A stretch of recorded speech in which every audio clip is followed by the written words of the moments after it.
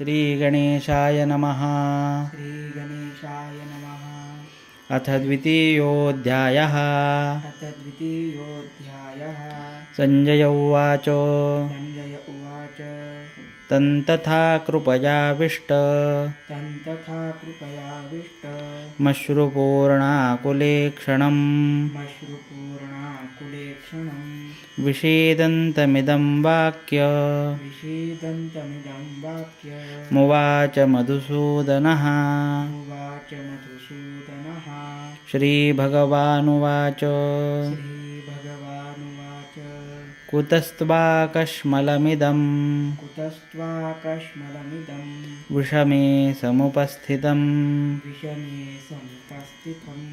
अनार्यजुष्टमस्वर्ग्य मकीर्तिकरमर्जुन। क्लैब्यमास्मगमः पार्थ नैतत्त्वय्युपपद्यते। क्षुद्रं हृदयदौर्बल्यम्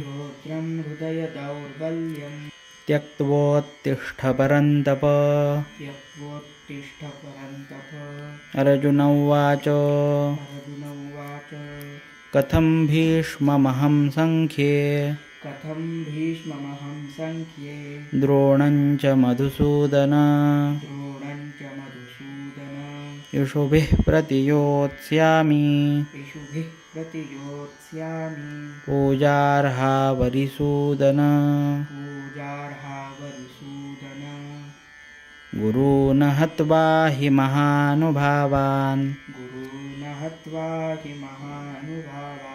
श्रेयो भोक्तुं भैक्षमपीह लोके। हत्वार्थकामांस्तु गुरूनिहैव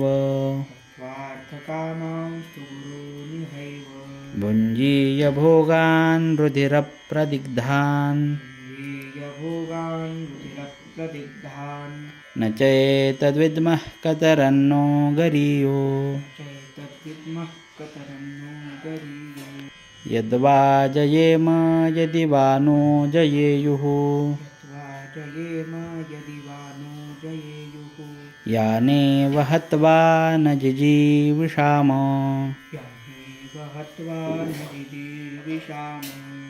स्तेव स्थिताः प्रमुखे धार्तराष्ट्राः।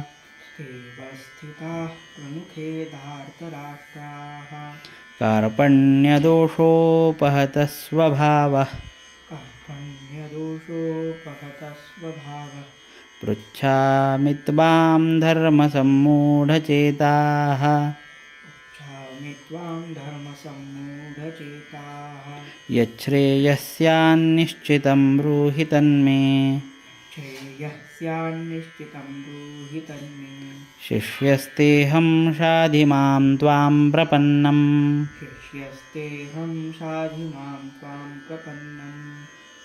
न हि प्रपश्यामि ममापनुद्याद् यच्चोकमुच्छोषणमिन्द्रियाणाम् अवाप्य भूमावसपत्नमृद्धम्। राज्यं सुराणामपि चाधिपत्यम्। संजय उवाच। एवमुक्त्वा ऋषिकेशो गुडाकेशः परन्तप न योत्स्य इति गोविन्द मुक्त्वा तूष्णीं बभूवः। तमुवाच ऋषिकेशः प्रहसन्निव भारत। सेनयोरुभयोर्मध्ये विषीदन्तमिदं वचः। श्रीभगवानुवाच। अशोच्यानन्वशोचस्त्वं शोचस्त्वं प्रज्ञावादांश्च भाषसे प्रज्ञावादांश्च भाषसे गतासु न गतासूंश्च गतासु न गतासूंश्च नानुशोचन्ति पण्डिताः नानुशोचन्ति पण्डिताः न त्वेवाहं जातुनासं न त्वेवाहं जातुनासं न त्वं नेमे जनाधिपाः न त्वं नेमे जनाधिपाः न चैव न भविष्यामः न चैव न भविष्यामः सर्वे वयमतः परम् सर्वे वयमतः परम् देहिनोऽस्मिन् यथा देहे देहिनोऽस्मिन् यथा देहे कौमारं यौवनं जरा कौमारं यौवनं जरा तथा देहान्तरप्राप्तिर् तथा देहान्तरप्राप्तिर् धीरस्तत्र न मुह्यति धीरस्तत्र न मुह्यति मात्रा स्पर्शास्तु कौन्तेय मात्रा स्पर्शास्तु कौन्तेय शीतोष्णसुखदुःखदाः शीतोष्णसुखदुःखदाः आगमापायिनो नित्या आगमापायिनो नित्या स्तांस्तितिक्षस्व भारत सांस्थितिक्षस्व भारत यं हि न व्यथयन्त्येते यं हि न व्यथयन्त्येते पुरुषं पुरुषर्षभ पुरुषं पुरुषर्षभ समदुःखः सुखं धीरं समदुःखः सुखं धीरं सोऽमृतत्वाय कल्पते सोऽमृतत्वाय कल्पते नासतो विद्यते भावो नासतो विद्यते भावो नाभावो विद्यते सतः नाभावो विद्यते सतः उभयोरपि दृष्टोऽन्त उभयोरपि दृष्टोऽन्त त्वनयोस्तत्त्वदर्शिभिः त्वनयोस्तत्त्वदर्शिभिः अविनाशी तु तद्विद्धि अविनाशी तु तद्विद्धि येन सर्वमिदं ततं येन सर्वमिदं ततं विनाशमव्ययस्यास्य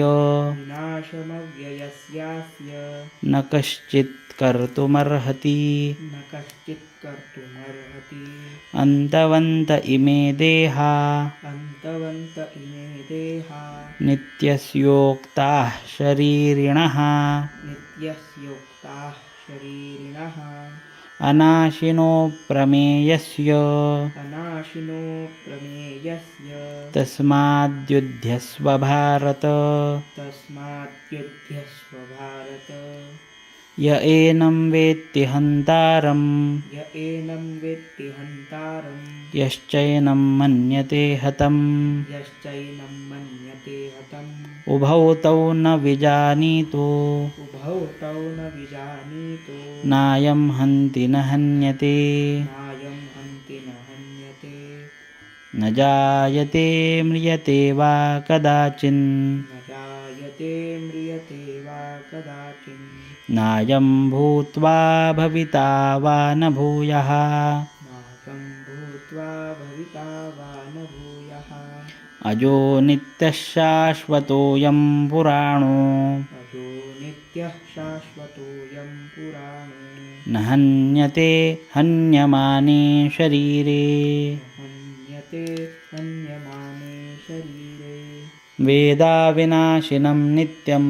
वेदाविनाशिनं नित्यं य एनमजमव्ययम् य एनमजमव्ययं कथं स पुरुषः पार्थ कथं स पुरुषः पार्थ कं घातयति हन्तिकम् कं घातयति हन्तिकं वासांसि जीर्णानि यथा विहाय वासांसि जीर्णानि यथा विहाय नवानि गृह्णाति नरोपराणि नवानि गृह्णाति नरोपराणि तथा शरीराणि विहाय जीर्णा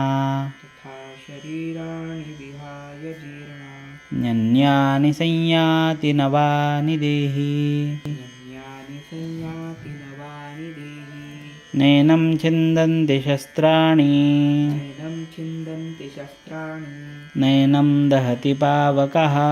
नैनं दहति पावकः न चैनं क्लेदयन्त्यापो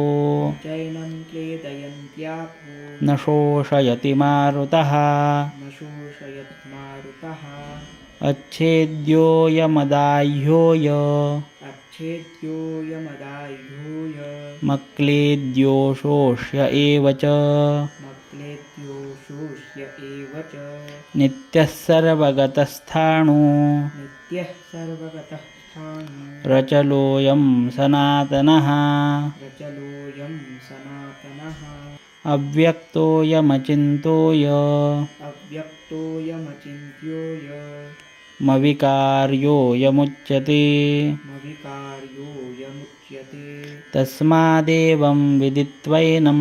तस्मादेवं विदित्वैनं नानुशोचितुमर्हसि नानुशोचितुमर्हसि अथ चैनं नित्यजातम्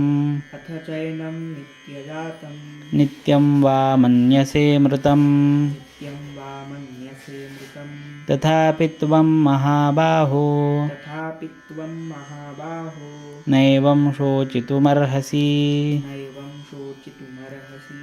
जातस्य हि ध्रुवो मृत्युर्ध्रुवं जातस्य हि ध्रुवो मृत्युर् जन्ममृतस्य च ध्रुवं जन्ममृतस्य च तस्मादपरिहार्येऽर्थे तस्मादपरिहार्येऽर्थे न त्वं शोचितुमर्हसि न त्वं शोचितुमर्हसि अव्यक्तादीनि भूतानि अव्यक्तादीनि भूतानि व्यक्तमध्यानि भारत व्यक्तमध्यानि भारत अव्यक्तनिधनान्येव अव्यक्तनिधनान्येव तत्र का परिदेवना तत्र का परिदेवना आश्चर्यवत् पश्यति कश्चिदेन आश्चर्यवत् पश्यति कश्चिदेन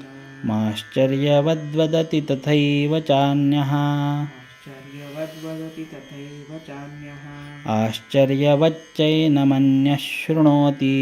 आश्चर्यवच्चैनमन्यः शृणोति श्रुत्वाप्येनं वेद न चैव कश्चित् श्रुत्वाप्येनं वेद न चैव कश्चित् देहि नित्यमवध्योऽयं देहि नित्यमवध्योऽयं देहे सर्वस्य भारत देहे सर्वस्य भारत तस्मात् सर्वाणि भूतानि तस्मात् सर्वाणि भूतानि न त्वं शोचितुमर्हसि न त्वं शोचितुमर्हसि स्वधर्ममपि चावेक्ष्य स्वधर्ममपि चावेक्ष्य न विकम्पितुमर्हसि न विकम्पितुमर्हसि धर्म्याद्धियुद्धात् श्रेयोऽन्यत् धर्म्याद्धियुद्धात् श्रेयोऽन्यत् क्षत्रियस्य न विद्यते क्षत्रियस्य न विद्यते यदृच्छया चोपपन्नं यदृच्छया चोपपन्नं स्वर्गद्वारमपावृतं स्वर्गद्वारमपावृतं सुखिनः क्षत्रियाः पार्थ सुखिनः क्षत्रियाः पार्थ लभन्ते युद्धमीदृशम् लभन्ते युद्धमीदृशम् अथ चेत्त्वमिमं धर्म्यम् अथ चेत्त्वमिमं धर्म्यं सङ्ग्रामं न करिष्यसि सङ्ग्रामं न करिष्यसि ततः स्वधर्मं कीर्तिं च ततः स्वधर्मं कीर्तिं च हित्वा पापमवाप्स्यसि हित्वा पापमवाप्स्यसि अकीर्तिं चापि भूतानि अकीर्तिं चापि भूतानि कथयिष्यन्ति ते व्ययाम् कथयिष्यन्ति ते व्ययाम् सम्भावितस्य सम्भावितस्य च मरणादितिरिच्यते मरणादितिरिच्यते भयाद्रणादुपरतं भयाद्रणादुपरतं मंस्यन्ते त्वां महारथाः मंस्यन्ते त्वां महारथाः येषां च त्वं बहुमतो येषां च त्वं बहुमतो भूत्वा यास्यसि लाघवम्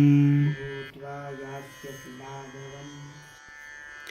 अवाच्यवादांश्च बहून् अवाच्यवादांश्च बहून् वदिष्यन्ति तवाहिताः वदिष्यन्ति तवाहिताः निन्दन्तस्तव सामर्थ्यम्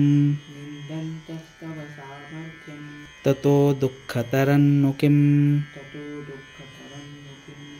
हतो वा प्राप्स्यसि स्वर्गम् हतो वा प्राप्स्यसि स्वर्गम् जित्वा वा भोक्ष्यसे महीम् जित्वा वा भोक्ष्यसे महीम् तस्मादुत्तिष्ठ कौन्तेय तस्मादुत्तिष्ठ कौन्तेय युद्धाय कृतनिश्चयः युद्धाय कृतनिश्चयः सुखदुःखे समे कृत्वा सुखदुःखे समे कृत्वा लाभालाभौ जयाजयौ लाभालाभौ जयाजयौ ततो युद्धाय युज्यस्व तो युद्धाय युज्यस्व नैवं पापमवाप्स्यसि नैवं पापमवाप्स्यसि एषा ते विहिता साङ्ख्ये एषा ते विहिता साङ्ख्ये बुद्धिर्योगे त्विमां शृणु बुद्धिर्योगे त्विमां शृणु बुद्ध्या युक्तो यया पार्थ बुद्ध्या युक्तो यया पार्थ कर्मबन्धं प्रहास्यसि कर्मबन्धं प्रहास्यसि नेहाभिक्रमणाशोऽस्ति नेहाभिक्रमणाशोऽस्ति प्रत्यवायो न विद्यते प्रत्यवायो न विद्यते स्वल्पमप्यस्य धर्मस्य स्वल्पमप्यस्य धर्मस्य त्रायते महतो भयात् त्रायते महतो भयात् व्यवसायात्मिका बुद्धिः व्यवसायात्मिका बुद्धिः रेकेह कुरु नन्दन एकेह कुरु नन्दन बहुशाखा ह्यनन्ताश्च बहुशाखा ह्यनन्ताश्च बुद्ध्यो व्यवसायिनां बुद्ध्यो व्यवसायिनां यामिमां पुष्पितां वाचं यामिमां पुष्पितां वाचं प्रवदन्त्यविपश्चितः प्रवदन्त्यविपश्चितः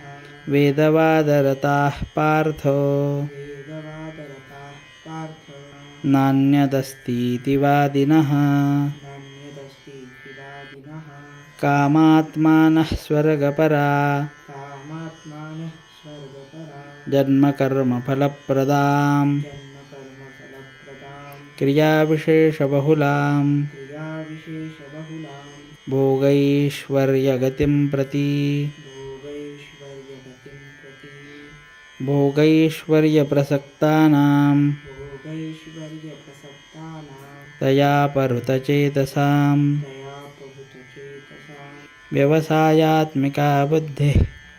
व्यवसायात्मिका बुद्धिः समाधौ न विधीयते समाधौ न विधीयते त्रैगुण्यविषया वेदा त्रैगुण्यविषया वेदा निस्त्रैगुण्यो भवार्जुन निस्त्रैगुण्यो भवार्जुन निर्द्वन्द्वो नित्यसत्त्वस्थो निर्द्वन्द्वो नित्यसत्त्वस्थो निर्योगक्षेम आत्मवान् निर्योगक्षेम आत्मवान् यावानर्थ उदपाने यावानर्थ उदपानि सर्वतः सम्प्लुतोदके सर्वतः सम्प्लुतोदके तावान् सर्वेषु वेदेषु तावान् सर्वेषु वेदेषु ब्राह्मणस्य विजानतः ब्राह्मणस्य विजानतः कर्मण्येवाधिकारस्ते कर्मण्येवाधिकारस्ते मा फलेषु कदाचन मा फलेषु कदाचन मा कर्मफलहेतुर्भू मा कर्मफलहेतुर्भूः मा ते सङ्गोऽस्त्वकर्मणि मा ते सङ्गोऽस्त्वकर्मणि योगस्थः कुरु कर्माणि योगस्थः कुरु कर्माणि सङ्गं त्यक्त्वा धनञ्जय सङ्गं त्यक्त्वा धनञ्जय सिद्ध्यसिद्ध्योः समो भूत्वा सिद्ध्यसिद्ध्योः समो भूत्वा समत्वं योग उच्यते समत्वं योग उच्यते दूरेण ह्यवरं कर्म दूरेण ह्यवरं कर्म बुद्धियोगाद्धनञ्जय बुद्धियोगात् धनञ्जय बुद्धो शरणमन्विच्छ बुद्धौ शरणमन्विच्छ कृपणाः फलहेतवः कृपणाः फलहेतवः बुद्धियुक्तो जहातीह बुद्धियुक्तो जहातीह उभे सुकृतदुष्कृते उभे सुकृतदुष्कृते तस्माद्योगाय युज्यस्व तस्मात् योगाय युज्यस्व